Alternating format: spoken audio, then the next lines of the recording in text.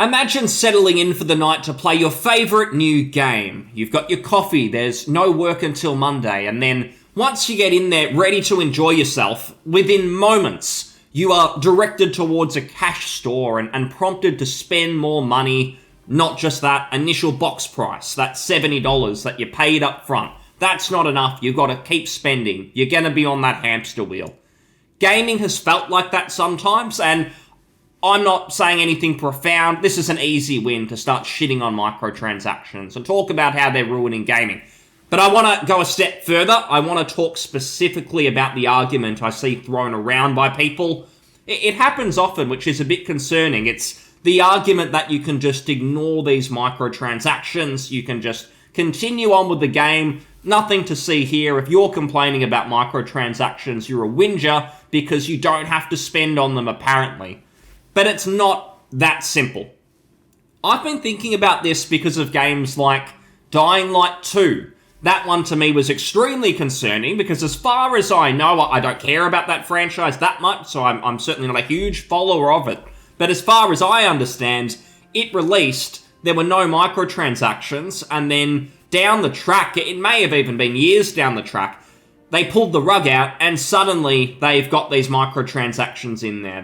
They've got these little ways that you can pay for more, and it may be cosmetic. People, again, may see the difference between pay to win and cosmetic as being different. We'll talk about that. But that's what they came out with, and suddenly the Steam reviews are starting to turn mixed. They're starting to turn negative. So it's nice to see some pushback, but there's certainly people who will say, don't worry about it. Don't engage with it.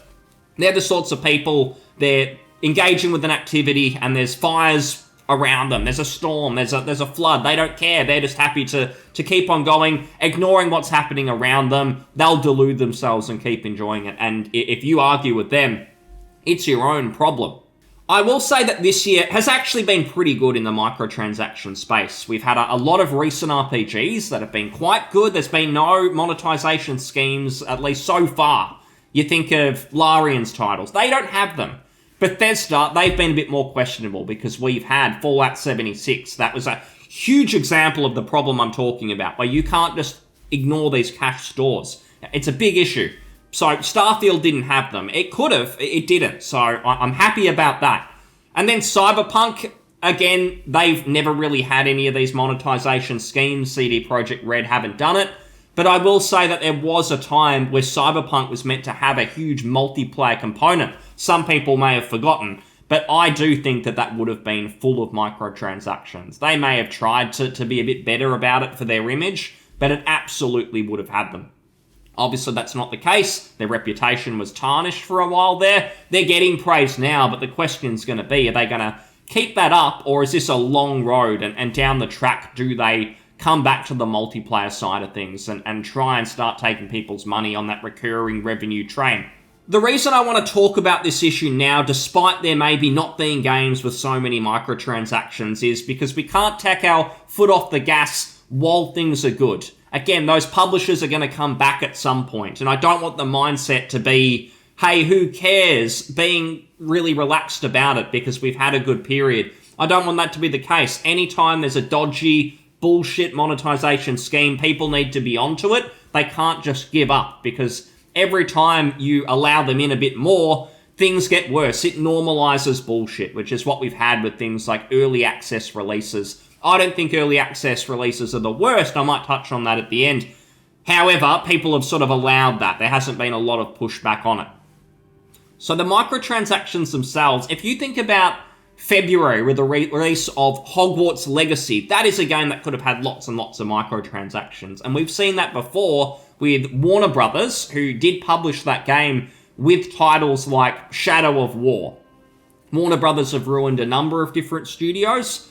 Rocksteady, they're going to be coming out with Suicide Squad, multiplayer title. Maybe it won't be as bad as once thought, because it seems like that developer is having to really rescope that game, and probably years and years ago they thought it was going to be the next big thing because multiplayer titles, games as a service were really doing well everywhere, and now I don't think that's the case, and now they're really worried. But it is an example of where the mindset was, building games with microtransactions around them. And that's why you cannot ignore them, because games that are built with microtransactions in any way, they are designed from the ground up around that. So you are playing a very different gaming experience compared to a title where they sell you it for $60, $70, I don't really care how much, and that's it. You play the game, and their only real motivation is going to be hoping you enjoy it, so you buy the next game, or you recommend it to people. It may not be that simple. There's obviously the pre-order argument, which would be if they manage to convince everyone to pre-order a game that they're selling, what's the incentive to make it as good as possible if they've already got everyone's money, or most people's money? That is something to think about. But for the most part, if they're just selling you the game, the motivation, it can't be too dodgy. It's really got to be that you buy it and enjoy it, and they hope you buy the next title in the series or the next one from the studio. But when it's built from the ground up on microtransactions, we hear stories about monetization developers or people within businesses, and that's their job, is just thinking all day. They're like Scrooge McDuck, just thinking about how they're going to take people's money with this game. And I really do not think it's the case that the creatives sit around a room, they think about the next title that they want to develop, they start building it, they start having fun, they're passionate, they're enjoying themselves, and then towards the end, this monetization person comes around, he's really just relaxed and he's submissive about it, and he says, how could I possibly please get some of these microtransactions into your game? I don't think that's the case. I think it is the exact opposite, that the creatives, they might have good intentions, but at the end of the day, they've got to adapt and design the game specifically around what this monetization expert wants to do. And if they say, no, we want to get a certain amount of people spending, if you're doing a quest in a game, we want it to take an absolutely ridiculously laborious long time to complete it, or to travel to the quest objective, travel back, we need to have pay for convenience, and then suddenly the whole game's going to be built around it. I don't think single-player titles have gotten as bad as they can, but if you think about Ubisoft titles, it has happened to different extents. Sometimes games will come out that are full of microtransactions from the start, and I'm talking single-player titles. So if you think about some of those Assassin's Creed games, I believe it might have been Unity, it was certainly later with Odyssey, and they sell you XP boosts. Now, if someone is selling you an XP boost in a game like that, how are they going to get you to buy it? Well, the first thing is, you're going to have to earn a lot of XP in the game in order to do things. And it's been a little while since I've played, so I might get it slightly off, but I'm fairly sure I'm right about this, that you had to reach certain criteria to be able to continue with the main quest. So you couldn't just beeline, do all of the main quest, ignore all of the side stuff. You specifically had to reach certain milestones, level-wise, XP-wise, to be able to continue on with the game. Now, what they did there is, it wasn't just natural. It wasn't, if you do the main story, you'll just naturally reach those points. No, they forced you to do side content. Now, the side content, you could say, oh, that's part of the game. If you want to play the game and enjoy it, why aren't you doing it? The side content is specifically more lazy than what's going on in the main story. And that title, those Assassin's Creed games often have a lot of copy and pasted content that starts to feel like a real chore. It's often not fun. It really does feel lazy. And they're kind of saying to you, you've got two choices here. You can either engage in this boring content we've put no effort into to get your level up so you can continue on the main story, the content that actually got the development resources, or you can come to the cash store and spend some money. You can do that, you can skip it. So that mindset there is a really clear example of where you cannot ignore it, because the game's been designed from the ground up around that. It's not a coincidence that the side quests are boring. There's been no love sort of put into those areas of the world, those stories. They're designed to be boring, so you spend the money. If the side quests were really, really interesting and leveling up, getting to those milestones was simple enough and it was going to be a great time, you're not going to spend money on the microtransactions. That's a single-player example. This has been much worse in multiplayer titles. I'm going to give you a really, really clear example of where I've seen a game go from absolute labour of love, passion, and then turned to a pile of junk. And bear with me, because this is a boomer game we're talking about here. It is Lord of the Rings Online. When that released, it was one of the biggest passion projects I've ever seen. I was very young when it came out, and I was so excited for it, being able to explore this world, huge world, not long after the movies had come out, and back then, the graphics were amazing. I was absolutely just in love with this world when I jumped in to play it. I played it for a couple of years, and there was absolutely nothing that wasn't integrity first, thinking about the world, thinking about the player. It was all about how can we make this enjoyable for everyone. Warner Brothers, who I mentioned earlier, responsible for Shadow of War and also some other titles like Hogwarts, they bought the studio responsible for Lord of the Rings. So I saw a game go from a subscription model where it was you buy the game and you do pay to continue to access it. Fine, that's something we can criticize, but they were releasing content regularly. And that game went from that subscription model, no microtransactions, to free-to-play cash store. You're only really going to enjoy yourself if you spend money. It had a massive flip. So it was the perfect example of a game where you could see that change in design philosophy. So I don't want to hear that you can ignore them, because what they started to do in that title was a lot of the things I've touched on earlier, where beforehand, if you were to do a quest, it felt like the game respected your time and it was designed in a way of how can we make this quest as fun as possible. After that flip, where it was all about microtransactions and pulling you into the cash shop, it started to be about how can we make this quest as tedious as possible so that you buy a blue orb, which is going to teleport you to the quest objective, or it's going to teleport you back from the quest objective back to town. And there was a clear shift there, and that happened across the game. It's happened with a lot of other multiplayer titles as well. If I think of maybe Diablo 4 earlier this year, that's an example of box price and there's microtransactions. Now, you can't pay to win, supposedly, in a game like that. People use this argument all the time where, well, hang on, you can only buy cosmetics. But we've seen time and time again that the cosmetics, they'll always be good in the shop where you've got to spend money. That's where the effort's gone. But in-game, they start to just give you total garbage for in-game quest rewards, in-game achievements. And that is, again, by design, because by making the gap really, really large, everything that you get in-game, absolute garbage, and everything you buy, an absolute winner, then it incentivizes you even more to start spending money because your character looks like crap. And a lot of people are quite visual in games. I personally don't really care. If my character looks stupid, I'll just crack on. I'm not really a big customization person. But there's a lot of people, obviously, who will do that and they'll start spending money. And it just makes it more appealing for these developers to continue to do it and to continue to design the games in such a way where what you do in game has no real meaning because it's all about driving you to the cash store. I have a rule for myself almost always that if a game is free to play, if you can buy things on a shop, you can just spend little bits of money, that I just won't engage with the game at all. I won't say that every single time. There's older titles like Mankind Divided, Deus Ex, where I thought it was good and I did ignore the microtransactions, but I don't think the game was necessarily designed around them. So there's small examples for sure where it's not always the case, even if I don't like it. It just means I won't completely ignore the game. But in most cases, yes, I tune out very, very quickly. I even think that free-to-play games are always a red flag. I think psychologically, the management behind developing a free-to-play title that's not already an established series, it's not sort of guaranteed to be a success.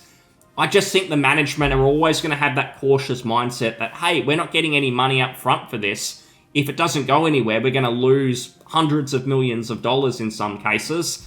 So I think they almost design the game from a half-assed perspective because they need to get it out ASAP so they can start collecting money from microtransactions. And those free-to-play titles are always the absolute worst when it comes to that. So again, we haven't had a lot of titles in the single-player space recently that have had those microtransactions, but you just know it's coming again. There's going to be more monetization schemes. Early access I touched on earlier. It is a clear example. Now, the reason I'm slightly okay with it, I wouldn't say okay with it, but I almost feel, we've only got early access, there's none of this microtransactions built in there, is because at least I know the game's not going to be designed around total bullshit. At least with the early access, if I spend the money to access it early, 4 or 5 days early, then I can just continue on and it's never going to be relevant again. The early access stuff is not going to be relevant in 6 months' time, where a game built around microtransactions, that's always going to be core to the game design, even if they remove them, if they move the goalposts, I suppose, like that Assassin's Creed example, where the XP milestones, maybe they reduce it, fine, but you built the game around that, so there's just going to be design philosophies that are just not going to work in that case. You can't just pull a few things out and it still works the same. Your game has been built on a bad foundation. Doesn't matter what you do from there. It has just a bad philosophy behind it.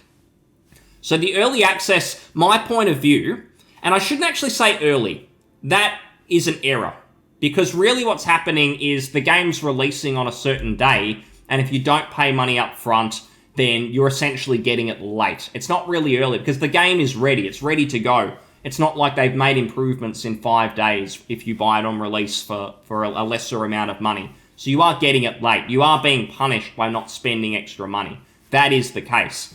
But I suppose the point is, I'm someone who would actually happily pay more for single-player games if they were genuinely quality. They bang on time and time again, these publishers, some of these devs, that with inflation, games have never gone up. They were $60 30 years ago, and they still are, and now they might be $70, but that's still cheap.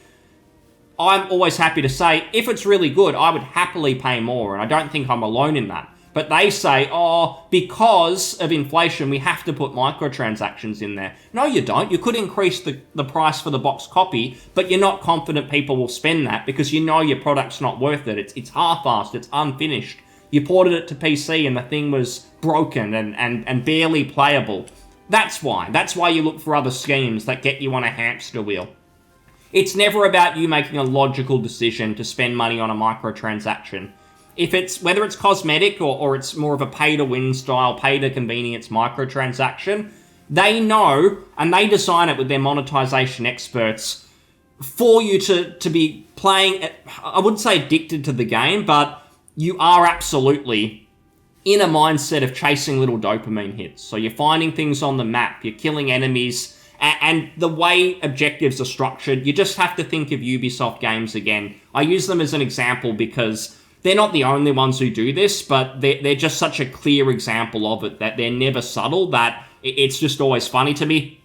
But it's like you're chasing things on the map. You're not really engaging in interesting content. And you're thinking, just one more quest, one more item. And then suddenly you run into a barrier. All right, I'll spend a bit of money to continue on. It's that sort of mindset. You're not making a logical decision. I'm having a lot of fun. I'm going to spend more money. It just doesn't seem to be like that with microtransactions. It seems like they almost have to trick you. And it's why I use that car dealership example at the start, because it's not a real natural process. And they know that. That's why they've got a microtransaction expert working throughout the development to get people spending. It's why I heard recently about this big casino in Las Vegas where you can't actually go there as a paying customer. It's a research facility, and technology companies, including game publishers, have invested in this casino because they want to study psychology and what gets people spending. That's the mindset that these huge publishers have, that they want to get people spending by any means necessary. It's not about their